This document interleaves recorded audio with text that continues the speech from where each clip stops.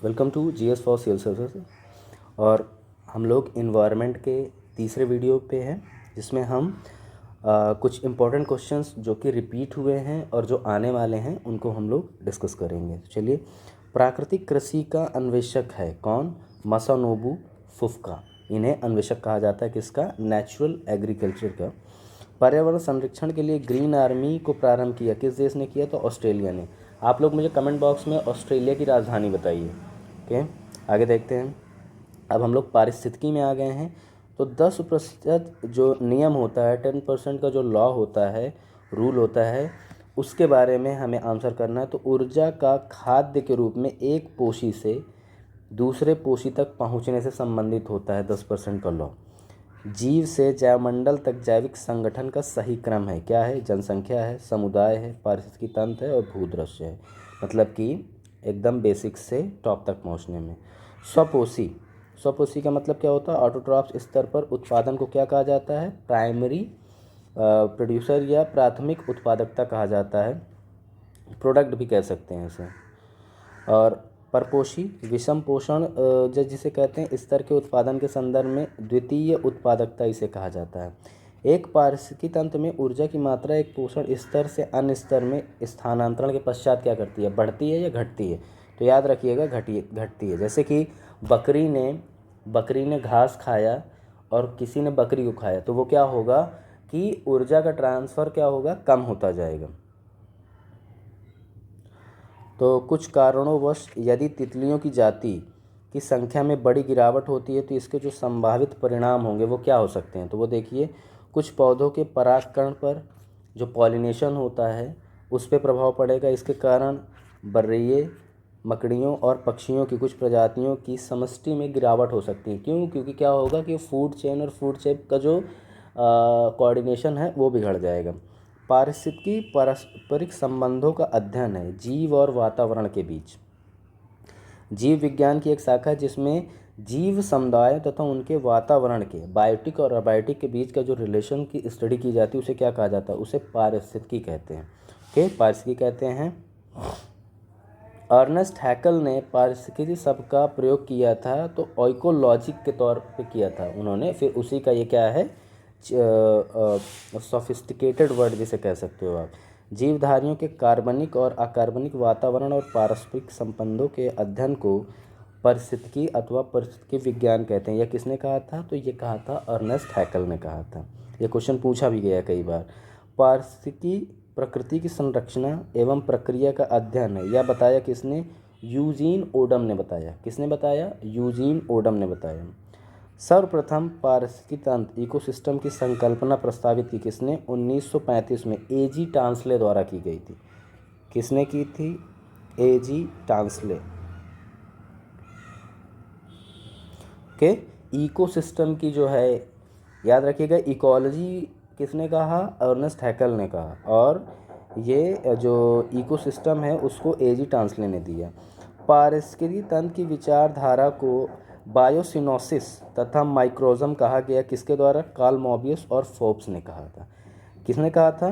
Karl Mobius और Forbes ने कहा था। नेक्स्ट, प्रकृति की एक कार्यात्मक इकाई है, फंक्शनल यूनिट के रूप में जानी जाती है। किसे? तो पारिस्थितिकी तंत्र को। ये एक फंक्शनल यूनिट के तौर पे इसे जाना जाता है। ओके, आगे देखते हैं। पारिस्थितिकी तंत्र के संबंधित सही कथन, यानी कि पारिस्थितिकी तंत्र होता क्या है? तो पारिस्थितिकी तंत्र किसी निश्चित स्थान, समय, इकाई के समस्त जीवों तथा भौतिक पर्यावरण का प्रतिनिधित्व करता है। एक कार्यशील इकाई है, इसकी अपनी एक उत्पादकता होती है, क्या? प्रोडक्टिविटी होती है। पारिस्थितिकी तंत्र के बारे में सही नहीं है कि क्या नहीं है? सही नहीं है। या एक क्या है? बंद तंत्र होता है। It's a close system. तो ये क्लोज सिस्टम नहीं होता है, याद रखिएगा इसे। पारितंत्र इकोसिस्टम शब्द का सर्वोत्कृष्ट वर्णन है। तो जीवों का समुदाय और साथ ही में पर्यावरण जिसमें वे रहते हैं, यानी कि बायोटिक और अबायोटिक के बीच का जो रिलेशनशिप होता है वही क्या कहलाती है? इकोसिस्टम कहलाता है। किसी क्षेत्र के सभी जीवधारी तथा वातावरण में उपस्थित अजैव घटक संयुक्त रूप से निर्माण करते हैं पारितंत्र का, इकोसिस्टम का। ओके, कृत्रिम पारितंत्र होता है क्या? खेत। क्यों? क्योंकि खेत को हम स्वयं से बनाते हैं, वो नेचुरली डेवलप नहीं होते हैं।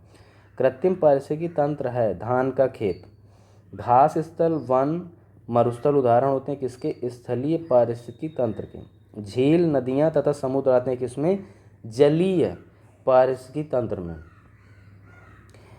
किसी निश्चित क्षेत्र में प्राणियों की संख्या की सीमा जिसे पर्यावरण समर्थन कहलाता है, उसे क्या कहा जाता है? वहन क्षमता। यानी कि एक क्षेत्र में कितनी जनसंख्या एक साथ सस्टेन कर सकती है, ये उसकी क्या कहलाती है? उसकी वहन क्षमता कहलाती है, यानी बियरेबल कैपेसिटी जिसे कहा जाता है। बिना पर्यावरण की रुकावट के प्रजनन की क्षमता को क्या कहा जाता है? जैविक विभव कहा जाता है, बायोटिक पोटेंशियल कहा जाता है। एक पद जो केवल जीव द्वारा ग्रहण किए गए दिक् स्थान का ही नहीं बल्कि जीवों के समुदाय में उनकी कार्यात्मक भूमिका का भी वर्णन करता है, उसे क्या कहा जाता है? पारिस्थितिक कर्मता कहा जाता है। पृथ्वी के सर्वाधिक क्षेत्र पर फैला हुआ पारिस्थितिक तंत्र है, क्या है? सामुद्रिक है। क्या? सामुद्रिक है। पृथ्वी पर विधान जलमंडल जिसे हाइड्रोस्फीयर कहते हैं, समुद्री जल होता है, उसमें कितना है? 97% पृथ्वी पर समुद्री जल है, जो कि हमारे पीने योग्य नहीं है। समुद्री जल में सर्वाधिक व्याप्त होता है कौन सा तत्व सर्वाधिक मात्रा में पाया जाता है? तो याद रखिएगा सोडियम क्लोराइड। सोडियम क्लोराइड, जिसके वजह से पानी क्या होता है? खारा बहुत ज़्यादा होता है। पारिस्थितिकी संतुलन बनाए रखने में मदद करता है वनारोपण, वर्षा जल प्रबंधन और जैवमंडल भंडार। जैवमंडल भंडार वन्य जीव संरक्षण एवं पर्यावरण में व्याप्त प्रदूषण का निवारण मददगार है, तो पर्यावरणीय संतुलन बनाए रखने में। नेक्स्ट, भारत में पारिस्थितिकी असंतुलन को एक प्रमुख कारण है, क्या है? डिफॉरेस्टेशन, यानी कि वनोन्मूलन। पेड़ों का ज़बरदस्त जो काट छाट हो रही, उसके वजह से काफ़ी समस्याएं हो रही। वह कार्य जिससे पारिस्थितिकी संतुलन बिगड़ता है उसे क्या कहते हैं? वृक्ष का काटना। के वृक्ष का काटना जिसे कहा जाता है। पारिस्थितिकी तंत्र इकोसिस्टम में उच्चतम पोषण स्तर का स्थान कौन रखता है? तो सर्वाहारी, ओमनीवोरस जिसे कहा जाता है, जो कि शाकाहारी भी होते हैं और मांसाहारी भी होते हैं, जैसे कि ह्यूमन। मानव जाति जो होती है वो क्या होती है? सर्वाहारी में आती है। पारिस्थितिकी तंत्र का एक जीवीय संगठक नहीं है, तो कौन नहीं है? वायु नहीं है। ठीक है, ये क्या है? अबायोटिक है, यानी कि इसमें जान नहीं होती है। पारिस्थितिकी निकाय में ऊर्जा का प्राथमिक स्रोत है कौन? सौर ऊर्जा, सोलर एनर्जी। पारितंत्र में खाद्य श्रृंखलाओं के संदर्भ में जिस प्रकार के जीव अपघटक जीव कहलाते हैं उसे क्या कहा जाता है? कवक और जीवाणु कहते हैं। अपघटक कौन से होते हैं? डीकम्पोजर जिन्हें कहा जाता है। वे जीव होते हैं जो अपक्षय या सड़न की प्रक्रिया को तेज करते हैं और पुनः चक्रीकरण हो सके, तो उन्हें पोषक तत्वों के मामले से समझेंगे। निर्जीव कार्बनिक तत्वों को अकार्बनिक यौगिकों से कौन तोड़ते हैं? तो उसे अपघटक तोड़ते हैं, डीकम्पोजर जिन्हें कहा जाता है। सूक्ष्म जीवों की एक विस्तृत किस्म जैसे फफूंद, जीवाणु, गोलकृमि और प्रोटोजोआ और केचुआ इन भूमिका अदा करते हैं किनकी? यही अपघटक होते हैं, यही डिकम्पोजर होते हैं। चीज़ों को सड़ा गड़ा के उनको ख़त्म कर देने का काम यही होते हैं। प्राथमिक उपभोक्ता हैं कौन? चींटी और हिरण। किस खाद्य श्रृंखला में मुख्यतः प्राथमिक उपभोक्ता की श्रेणी में आते हैं? तो याद रखिएगा शाकाहारी प्राणी, जो सेब, हरी पत्तियों और उन्हीं सारी चीज़ों पर डिपेंड करते हैं। अपघटक तथा प्राथमिक उपभोक्ता दोनों की श्रेणी में आते हैं चींटी। देखिए, प्राइमरी कंज्यूमर भी हैं और डिकम्पोजर भी हैं। वे जीवधारी जो अपना भोजन प्राथमिक उत्पादकों यानी हरे पौधों से प्राप्त कराते हैं उन्हें क्या कहा जाता है? प्राथमिक उपभोक्ता कहा जाता है उन्हें। खाद्य श्रृंखला फूड चेन में मानव है, प्राथमिक और द्वितीयक उपभोक्ता होता है। साग सब्जियों का सेवन करने पर मनुष्य प्राथमिक उपभोक्ता, जबकि मांसभक्षी होने पर श्रेणी में आएगा, द्वितीय उपभोक्ता के तौर पे आएगा। समुद्री वातावरण में मुख्य प्राथमिक उत्पादक होते हैं कौन? फाइटोप्लैंक्टन्स, जो कि क्या होते हैं?